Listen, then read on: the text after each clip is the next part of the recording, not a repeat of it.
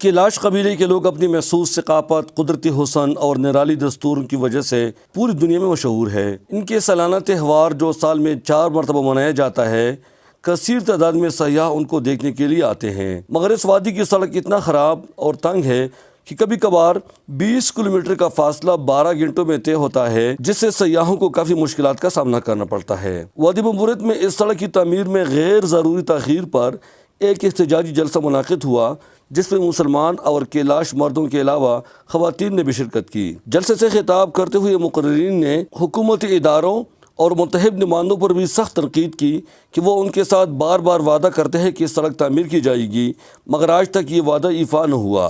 انہوں نے کہا کہ وادی کیلاش کے محسوس ثقافت کو دیکھنے کے لیے دنیا بھر سے سیاح آتے ہیں، مگر وہ نہایت مشکلات سے یہاں پہنچتے ہیں، اور یہی وجہ ہے کہ ان سیاحوں کی تعداد میں روز بروز اضافہ کی بجائے کمی آتی ہے۔ مقررین نے کہا کہ یہ علاقہ نہایت پسماندہ ہے اور یہاں کے لوگوں کی معیشت کا دار و مدار صرف اور صرف سیاحت پر ہے، مگر سیاحت کو ترقی دینے کے لیے حکومت نے ایک سڑک تک نہیں بنایا۔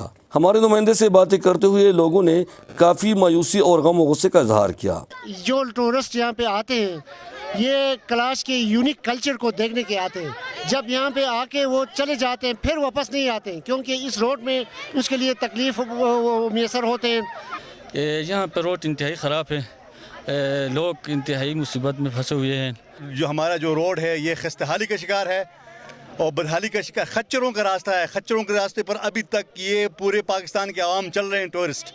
کوئی ایمرجنسی ہو تو ہم مریض کو ہسپتال نہیں پہنچا سکتے ہیں، اس وجہ سے ہمارے لیے بہت سارے مسائل ایسے ہیں جو ہم بتا نہیں سکتے ہیں۔ سر یہ روڈ انتہائی ضروری ہے، روڈ بننا چاہیے، روڈ بننا ہمارا حق ہے۔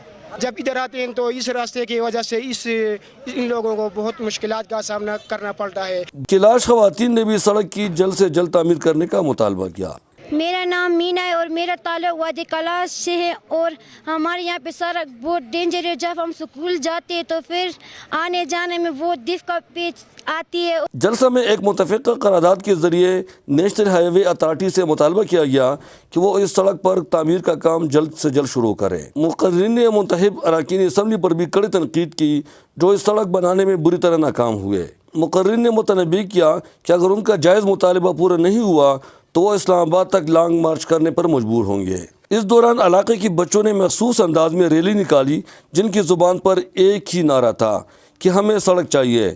مقامی لوگوں کے علاوہ گجرات سے آئے ہوئے ایک سیاح ڈاکٹر ساجد نے بھی اپنے دل کی بڑاس نکالی۔ جلسہ سے وجیہ الدین، نیاز احمد، عبد المجید قریشی، خلیل الرحمان رحمۃ اللہ، Habib Rahman, Abdul Khaliq Kailash, Mirat Gul Bibi, Muhammad Rahman, Gulshan Bahar Bibi, Mina Bibi, Abdul Jabbar, محکم الدین، اکرام اللہ، ڈاکٹر ساجد، محمد یوسف وغیرہ نے اظہار خیال کیا۔ اس جلسے میں کثیر تعداد میں علاقے کے لوگوں نے شرکت کی، جو صوبیدار میجر ریٹائرڈ حاجی محمد یوسف کی دعائیہ کلمات کے ساتھ اختتام پذیر ہوا۔